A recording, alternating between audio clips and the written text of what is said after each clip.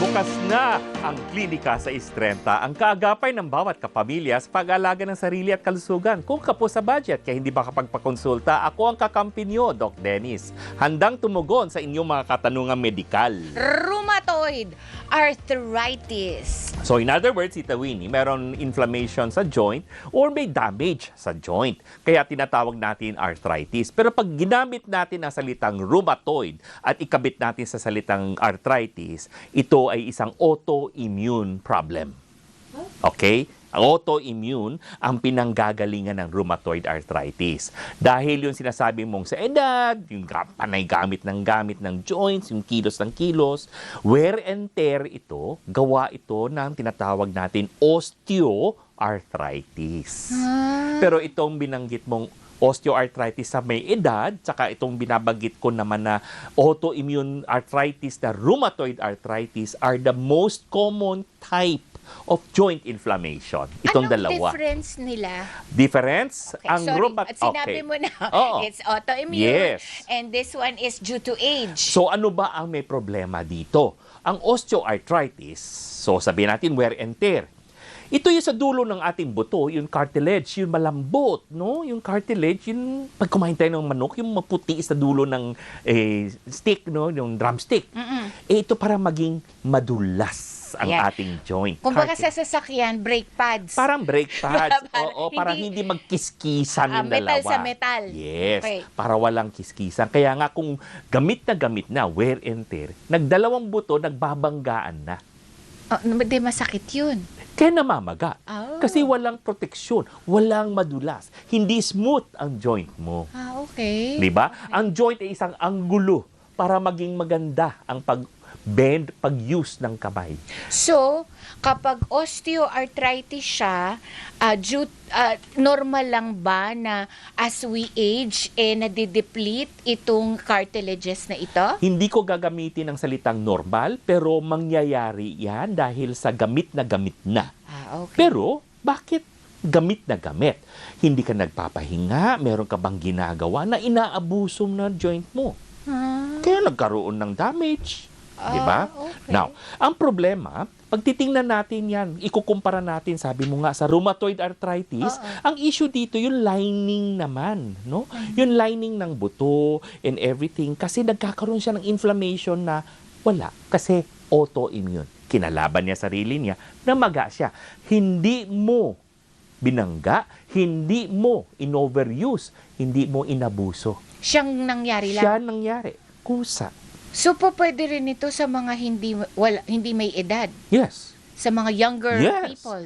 Bueno tayong juvenile rheumatoid arthritis, JRA. Dahil may autoimmune disease. Yes, Saan dahil mo nakukuha yung mga autoimmune na yan? sarili mo, kinalaban sarili mo, nangyayari po yun eh.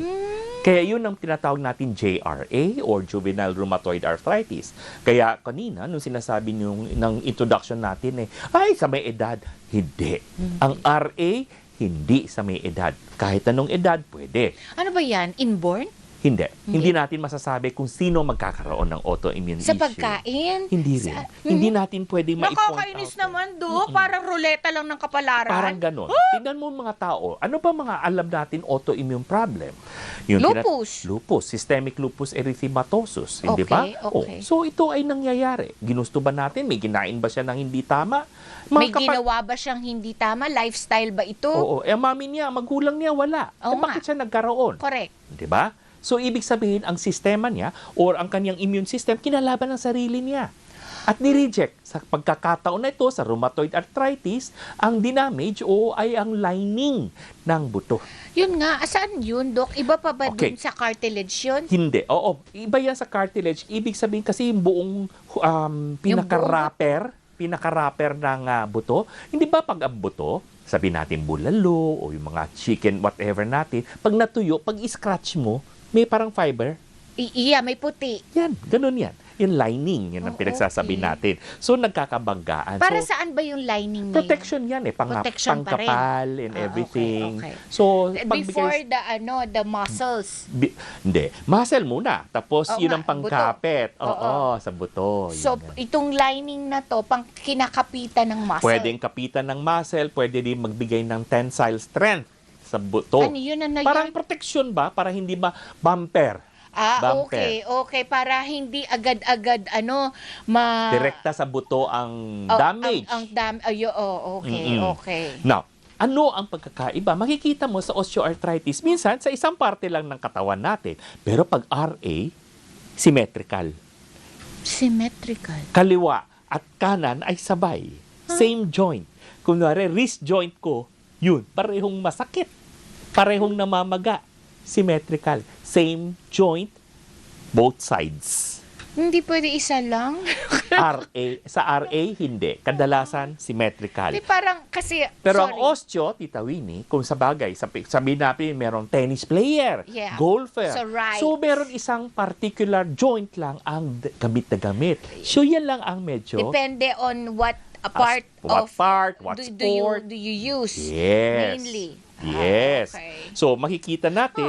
Nakakalungkot naman yun. Pero, ang maganda rito is, pag na-discover natin o na-diagnose natin yung RA, may paraan tayo. Okay. Ayaw natin, sabihin natin, hayaan mo, kasi inflammation lang yan.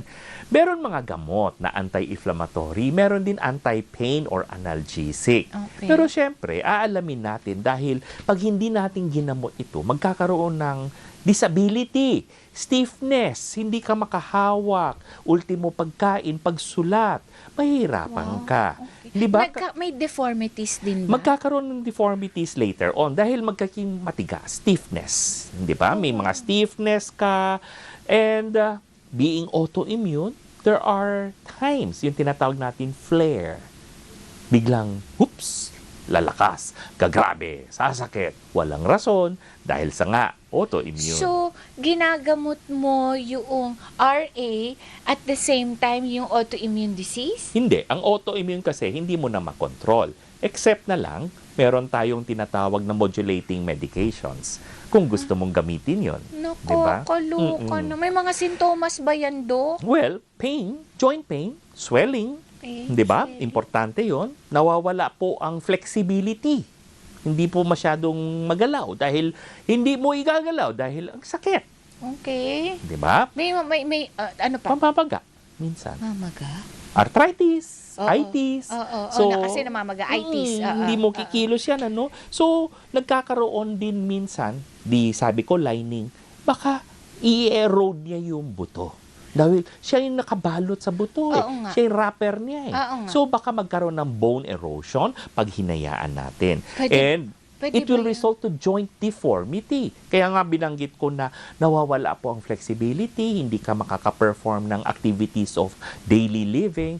Simpleng pagbotones ng damit, pagsubo ng sarili mo. Oo. May issue po yun. Oo, naku.